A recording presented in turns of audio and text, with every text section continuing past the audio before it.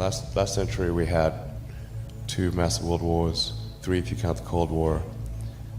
I think it's unlikely that we will never have another world war again. Or if we have another one, it'll be the last. Yeah, it just could be radioactive rubble.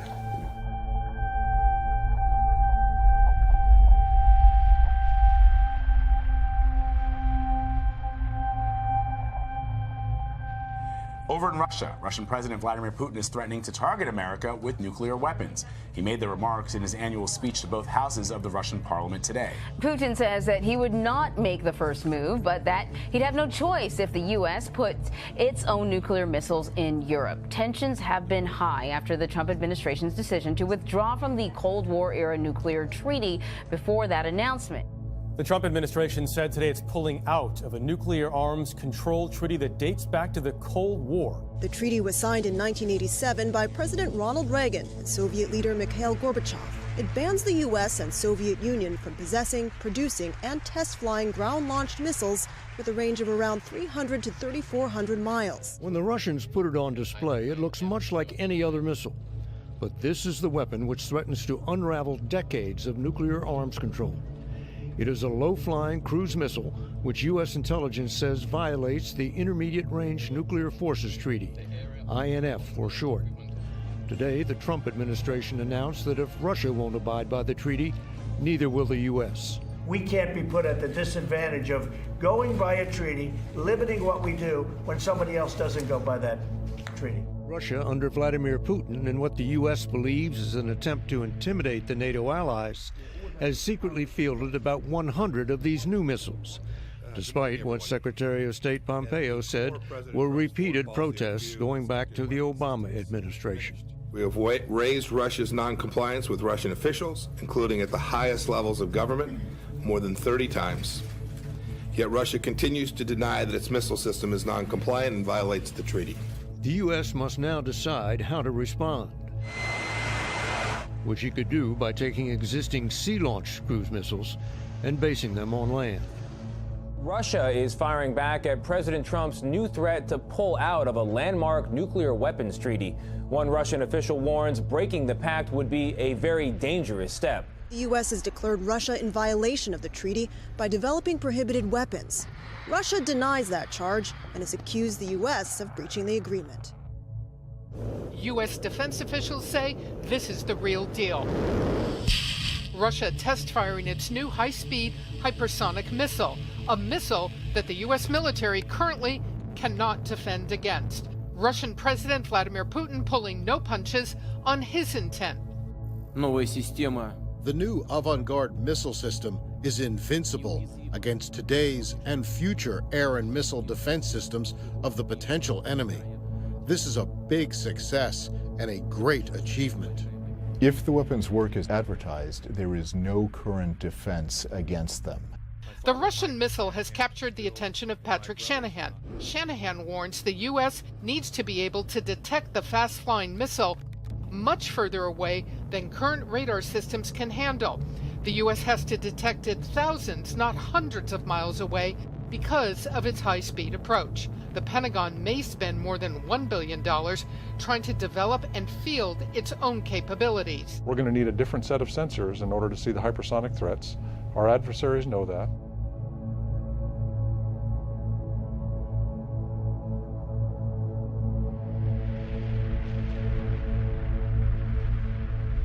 Both India and Pakistan have more than 100 nuclear weapons each, far more than enough to create a nuclear winter which will kill us all.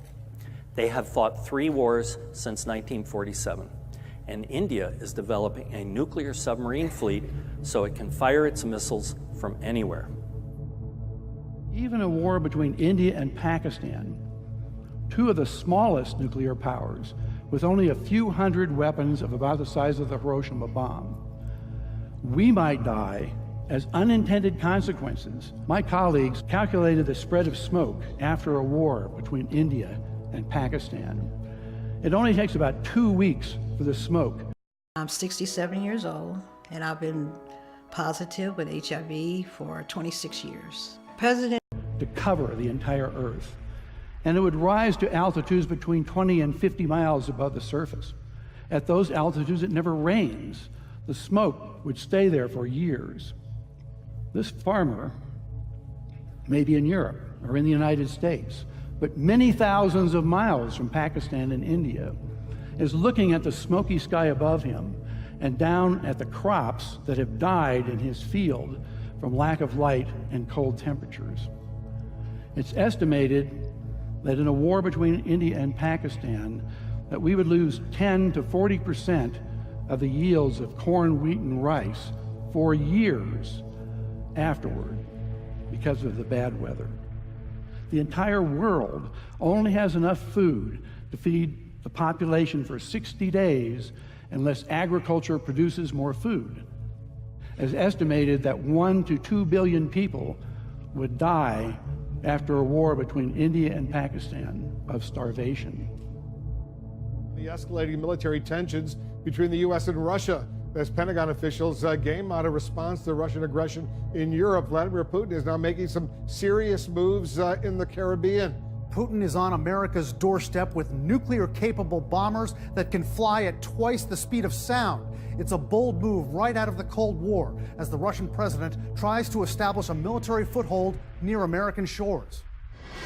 A Russian bomber with an impressive wingspan touches down at America's doorstep. Two of these bombers, nicknamed Blackjacks, are in Venezuela tonight. Vladimir Putin has deployed these warplanes along with two support aircraft to conduct exercises over the Caribbean with Venezuelan forces. A worrisome development for Washington, considering the capability of the Russian bombers, which can fly twice the speed of sound. This bomber was designed to do both high altitude and low altitude penetration of airspace with nuclear weapons, to deliver nuclear weapons on target. This aircraft was designed to be an offensive capable weapon to get into our airspace during the Cold War. Analysts say Putin is sending an unmistakable signal to the United States tonight. He's clearly trying to send a message to the United States that he can play in our backyard and that Russia maintains significant military capabilities. Putin has made it very clear through his actions and through his commentary that he intends to reestablish.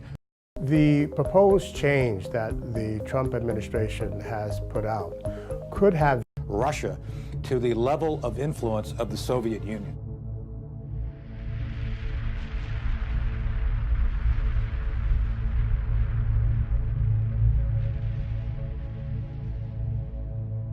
Meanwhile, tensions are extremely high tonight between two nuclear powers. Not here in the U.S. World leaders are urging Pakistan and India to take some deep breaths after 2 days of the most intense conflict between the two countries in 20 years. Pakistan says it has shot down 2 Indian aircraft, which it claims were over Pakistani airspace. The Pakistani military also says its warplanes carried out airstrikes inside India. Tensions are high between India and Pakistan as both countries order airstrikes against each other. Both countries have nuclear weapons. Pakistan says it shot down 2 Indian warplanes and captured one of their pilots. And after a full-scale nuclear war, temperatures would plunge below ice age conditions. We would be in a nuclear winter. No crops would grow. It's estimated that 90% of the population of the planet would starve to death, and civilization would be destroyed. And no one would be safe. Not those in countries with no nuclear weapons, not those in countries that didn't participate in the war, and not those on the other side of the planet from where the explosions occurred. No one would be safe. Even small exchanges could be absolutely devastating. You're going to have first the destruction effects, you'll have fallout, you may have some climatic effects that spread. For his part, Robach has modeled a hypothetical worst-case scenario, which suggests that widely dispersed smoke from a small regional nuclear conflict could cause cooling of several degrees across parts of the world. It would be enough to have a huge impact on agricultural production. The world would have much less food. So you can imagine these political instabilities developing, and war and terrible famine as a result of a small nuclear war on the other side of the world.